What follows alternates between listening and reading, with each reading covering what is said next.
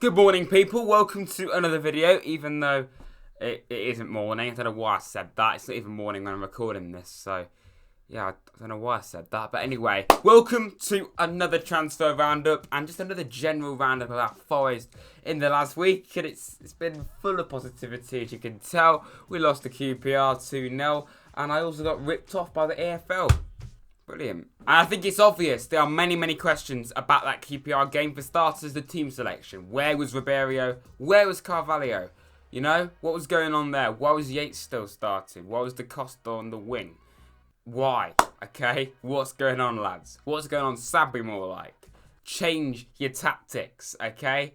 If your striker misses 3 sitters in one game, it might be a good idea to take him off. You know? I'm not one of these that wants Sabri out just yet, but if it carries on, I'm afraid I'm going to have to say that because, like, change your tactics, mate, please. Like, you're playing the same dull, negative football. If you've not learned anything from last year, you're still conceding goals in the 94th minutes. Have we learnt anything?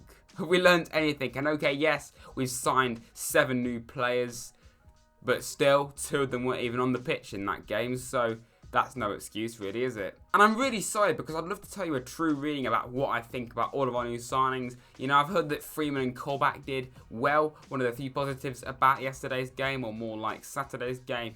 But I couldn't watch the game, as I hinted at the start. I got ripped off by the AFL of 10 quid because it wouldn't let me play the stream. Even though it said that I paid for it, it wouldn't let me play it. So yeah, thank you iFollow for cooperating.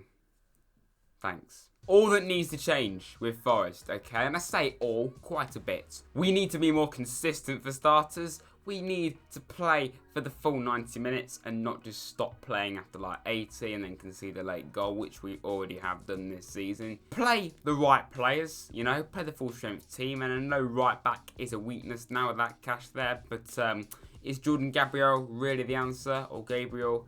I don't know. Is he good enough, Forest fans? Let me know. Again, I'd love to tell you a true reading, but I couldn't watch the game. But anyway, this is meant to be a transfer roundup, but I just thought I'd have to do a little bit of a mini rant about the QPR game and just the fact that I was ripped off. Again, I've mentioned it again, but I think I have every right to. But anyway, transfers. Of course, we signed LAKEY, probably saying that wrong, from PSG. Yes. The title is not clickbait. We actually signed a player from PSG, and I'm hoping that he plays against Cardiff and we can actually look half decent defensively. Now, PSG were rating him very highly, and apparently they didn't want to let him go, but he wanted to leave. So PSG obviously let him leave, and apparently we bought him for around about 4.5 million quid, which is quite a lot of money in the Championship to spend. So he clearly is a very good player. I don't know what the deal is, how long it is, but hopefully it is quite a long time. And there isn't really anyone outstanding that we're still linked with, but I think I ought to talk about the areas that we still need to improve. I still think we need to get a better right back in,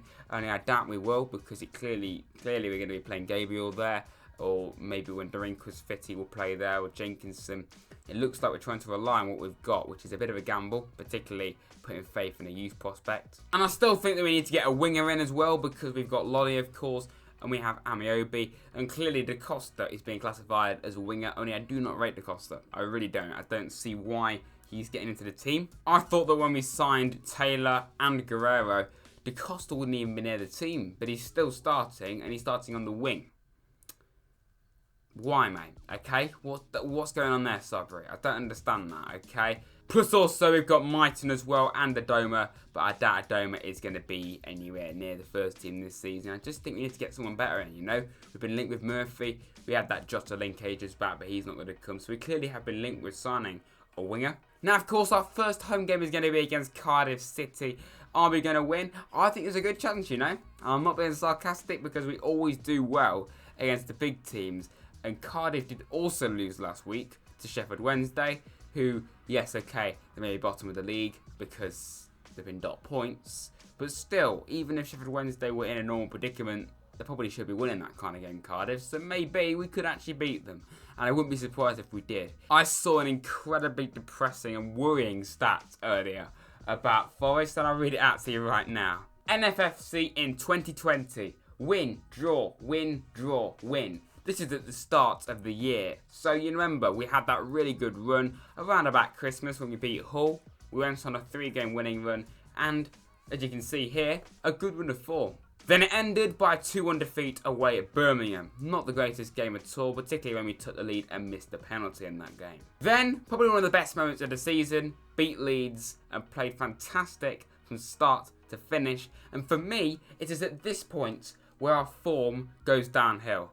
The highest moment of the season, really, was actually the catalyst to the season, and our form, even right now, still being terrible. Because after that, of course, we lost to Charlton Athletic, who are now in League One. Then we drew with West Brom, QPR, beat Cardiff away, very good result, and again, a top side. Then it went backwards again, drawing with Middlesbrough, getting absolutely humiliated against Millwall at home, and then lockdown. Then after lockdown, genuinely, a really promising start back to it, and not even being sarcastic. Drew with Sheffield Wednesday on the brink of winning, but of course we know Forest, we conceded in the 90th minute, but we still played well in that game, let's not forget that. Then we beat, convincingly, Huddersfield 3-1. Then we beat Bristol City, and we're genuinely on the up, and we were looking like we could actually get automatics, and we were genuinely in contention to get it. And I remember saying on my Derby stream, the first ever stream I did to a Forest game, I said, you know what, if we win this, I actually believe we could get top 2. And other people agreed with me. We generally were in contention. We were like 2 points off it. Really, really close.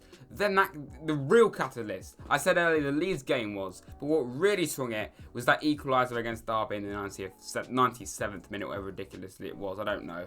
That was the change. Since that game, since that equaliser, that was what changed everything, that goal, okay? I really do believe that, because since then, lose, draw, lose, lose, lose, lose. We've lost 4 in a row, can I just point that out? We've lost 4 straight games. 2 against Barnsley. Barnsley, lads. No offence to Barnsley, but come on, Barnsley, QPR and Stoke City.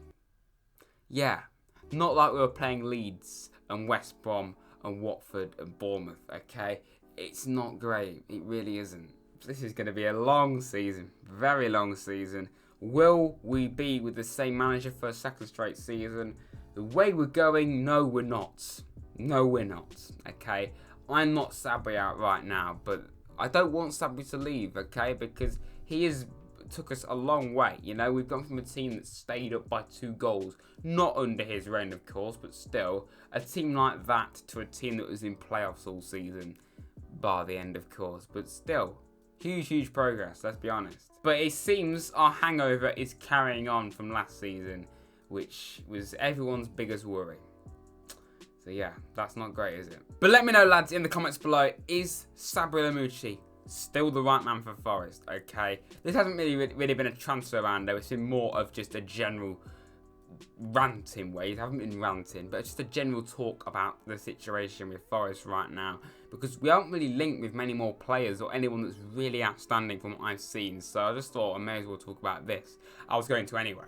And just one more bit of additional information, not to do with Forest in real life, but the Forest career mode on FIFA 21 will be starting next month. Of course, like I've told you ages ago that I'm going to be doing Forest again. You all knew that I would. We've gained so many subscribers recently, which is absolutely incredible. Let's continue our surge. Let's continue our growth. And the Apple Juice squad continues to grow bigger and bigger. Why not, lads? Please subscribe, okay? But the Forest career mode, probably the 11th of October, I'm thinking of starting it about 2 days after the game will come out, so just bear that in mind. And the trailer for it will come out around about 2 weeks before. I'm thinking Friday the 25th of September, so just be aware of that. That is when I'm thinking of bringing out the trailer, and I'll do it as a premiere. So yeah, just be ready for that, lads. But until next time, please do like and subscribe to Raz. Next video, I'm not entirely sure, but it won't be long, of course. But I'll see you very soon. Come on, you Reds.